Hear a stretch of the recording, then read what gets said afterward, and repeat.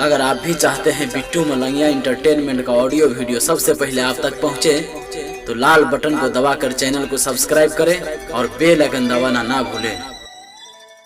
Twinkle studio Darbhanga.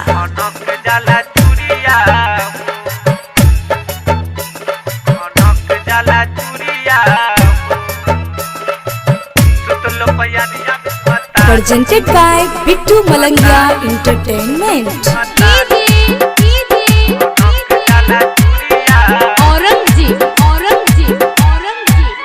सखी गवना न मरदा करावे, हमर चढ़ल जवानी सतावे। सखी गवना न मरदा करावे, हमर चढ़ल जवानी सतावे।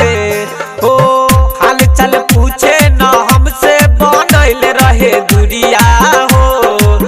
हाल चल पूछे न हमसे बनल रहे दुरिया हो।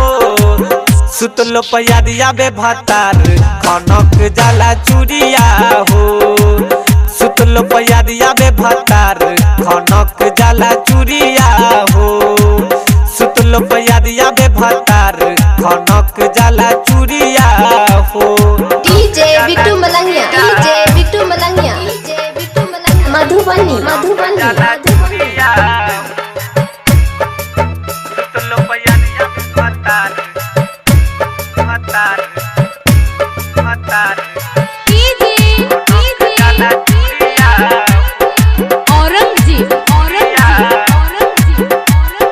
तकिया के धरी हम सूती से जरिया।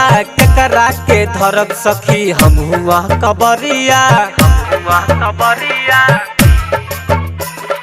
तकिया के धके हम सूती से जरिया।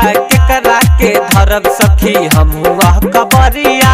हमरो जवानी के बनायल ससुरा के सुख कबले दीहे बलम।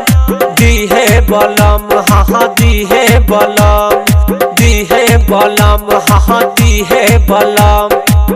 देह में न लागे न खाई लह के तनो पुरिया हो। देह में न लागे न खाई लह के तनो पुरिया हो। सुतलो पैया बे भतार खनक जाला चूड़िया हो। सुतलो पैया बे भतार खनक जाला चूड़िया हो। सुतलो पैया बे भतार खनक जाला चूड़िया हो। DJ Bittu Malangiya, DJ Bittu Malangiya, Madhubani Madhubani. सुतलो पैया बे भतार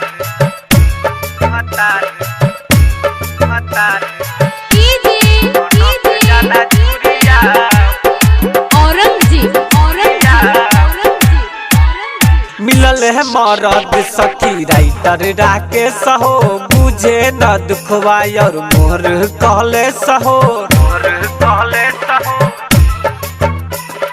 मिलल है मरद सखी राइटर राकेश हो। बुझे न दुखवा और मोर कहले सहो। फोन बहुत बात नहीं करेला मन से। बानी हरान हम तो उनका पसंद से। हाँ उनका पसंद से। हाँ उनका पसंद से। उनका पसंद से। हाँ उनका पसंद से। मन के भावेला सखी गोलू भोजपुरिया हो। मन के भावेला सखी गोलू भोजपुरिया हो। सुतलो पैया बे भतार खनक जाला चूड़िया हो।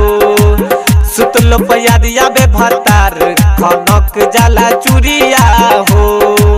सुतलो पैया बे भतार खनक जाला चूड़िया हो।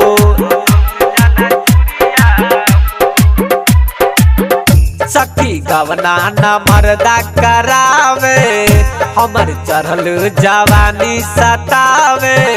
सखी गवना न मरदा करावे, हमर चढ़ल जवानी सतावे। ओ हाल चल पूछे न हमसे बनल रहे दुरिया हो। हाल चल पूछे न हमसे बनल रहे दुरिया हो। सुतलो पैया बे भतार खनक जाला चूड़ी आवे भतार खनक जाला चुरिया हो सुतलो पे याद आवे भतार खनक जाला